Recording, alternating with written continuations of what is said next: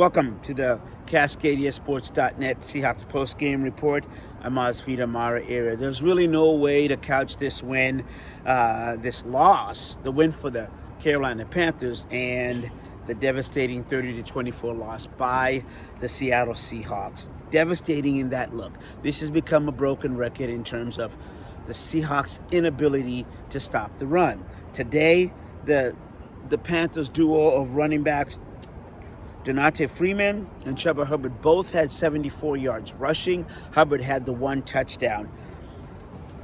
The last 4 games, the Seahawks defense against the run. Let me run off these numbers for you. 161 against Tampa Bay, 283 against the Raiders, 171 against the Rams, and today 224 yards. When asked in the postgame, the players, just in terms of, hey, what is going on? Well, it's kind of, they're frustrated.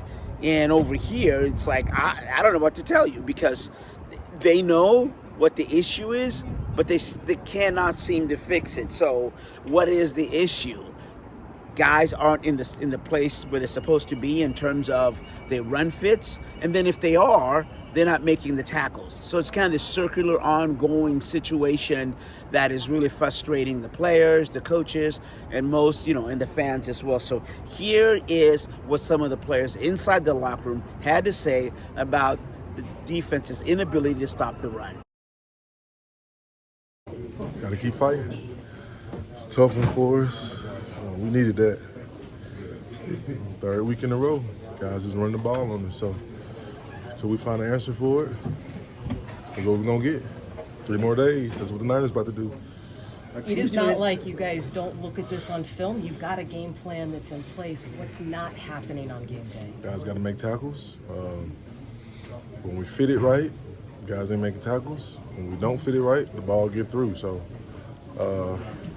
it's a combination of misfit and the guys not making tackles. So until we get this figured out, we're going to have four weeks of guys pounding the ball on us. Is the communication lacking there, or is it just too much effort when they need to stay disciplined? Ain't no communication. It ain't nothing. It's just man on man. You beat your man, get off the block, make the tackle. That's what it comes down to. It's a mentality. I don't care about no play calls or no nothing. Like, at the end of the day, it's man on man. You whoop your man in front of you and you make the tackle. And that's what it comes down to. You mentioned it's a short week going into San Fran. So what do you guys, I don't want to say focus on, because it's been the same focus. What do you want to see this team do in a short week? Man, we got to put this behind us and get ready, because if we don't, they're going to come in here and embarrass us. So watch this film, put it behind us, and get back to work. Bruce, are people thinking too much? Are the players thinking too much? I don't think it's that. I just think we're not making our tackles when we got to. Critical situations, ball squirting through. We hitting him at 2. He's falling forward for an extra 3, 4, 5 yards. So it's putting us in short down situations, and it's killing us right now. Was Carolina the more physical team today? They was physical. I wouldn't say more, but they were definitely physical. But we knew that. From watching film, we knew that was a physical team, offense and defense. And we knew they was going to come in and try to run the ball, and then that's what they did. Is that edge missing then, in terms of the little dog in it, and that blade of grass is mine, it's not yours? Well, I'm from the old school, so I don't think it's an edge thing. I just think guys got to make a commitment to either you want to stop it, man up, or you just want to continue to give up 30 yards in game rushing. Like, it just comes down to guys making a commitment to each other and being accountable and just making a tackle when they come to you. You have to say to the players when that commitment starts, like old school, like it starts now, not until you walk in the building? It's in you. For me, it's in me, I got 3 kids at home, so I'm not gonna let no other man put his hands on me. So that's just my mentality. So until all 11 of us get that same mentality, it's gonna be long. It's gonna be long for us. Game for you guys, just in terms of you didn't start out well, and then you had to kind of come out and play hard defense. How tough emotionally was this game for you? I feel like it's just a focus thing. I feel like after every play, we just got to stay focused. Is that maybe what's happening with the run? Because obviously the ability to stop the run is an issue. Just doing the job and staying disciplined. That's the main thing that we probably got to fix. Are they doing anything that you're not expecting? No, Short week, where do you go from here? just got to keep grinding, keep working for a Super Bowl. All right, thanks. Well, there you go. Some inside the locker room comments from some of the players. Now, don't get it twisted.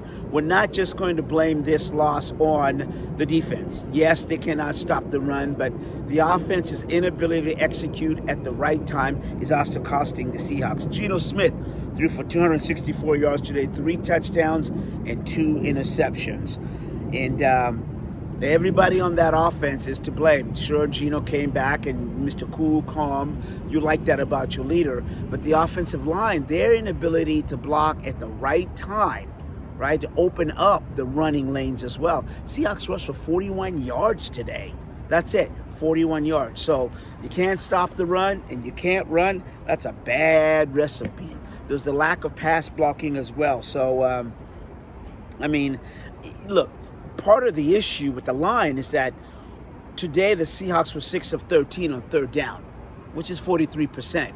But Geno talked about how, and you're going to hear that, how on first and second down, there was just a lack of execution. So it's making it really difficult.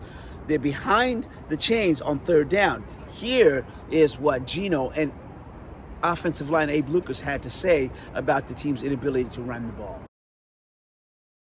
It is that being in a hole. I mean, it's the NFL. Stuff happens. You know, I don't know if I classify putting us in a hole as much as like this is the situation. You know, because if we go up 10-0, we're not in a hole. I mean, it's just what happens. You know what I mean? So that was the situation. We had to roll with it. Did you feel a little hamstrung not being able to run the football the way you guys want to? I mean, it's just because you have so many guys down, or it felt like not only could you not run the ball, but then you had to come back, so you didn't pass the ball.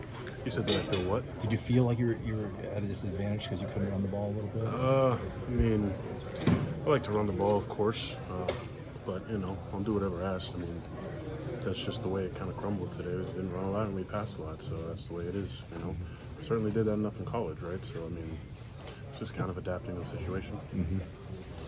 I didn't think about it that way, but yeah. Did they do anything differently to kind of stop y'all to be able to run the ball, or just an execution thing today? I don't know if it was different. I mean, they did a lot. They had a lot of different kind of fronts and stuff that we were practicing in this week in practice and stuff. So it wasn't anything that we didn't know or see or anything. You know, like I said, it's just kind of the way it goes sometimes. You lose this one, it's a short week, and where do you go from here? Get ready for Thursday. I mean, that's all you can do. So I'm not. I mean, like I said, I got a tough matchup next week. You know, a premier rusher that I got to go against. I'm already thinking about that. Like we were just up and down, couldn't get into a rhythm. You know, we actually did pretty good on third down, but just first and second down, I think really hurt us. And you know, obviously turnovers. You know, plays that we wish we can have back, but we can't. You know, so for us, man, we just gotta get back to it. Quick turnaround. You gotta flush it. You know, learn from it, and get ready for the next one. Well, there you go. The news doesn't get any better whether I tell it to you, the players tell it to you, or whether you read it on CascadiaSports.net. The Seahawks have got to get their stuff together. They want to, but the lack of execution. So they suffered a devastating 30-24 loss to the Carolina Panthers, with their playoff hopes just dangling on a knife edge. And, oh, by the way, the San Francisco 49ers will be here on Thursday. Yeah, the division-leading San Francisco 49ers, who were 35-7 winner over the Tampa Bay Buccaneers. So the Seahawks have to turn it around very quickly, and it's got to begin on Thursday. For the CascadiaSports.net post-game report, I'm Osvita Mara-Ire.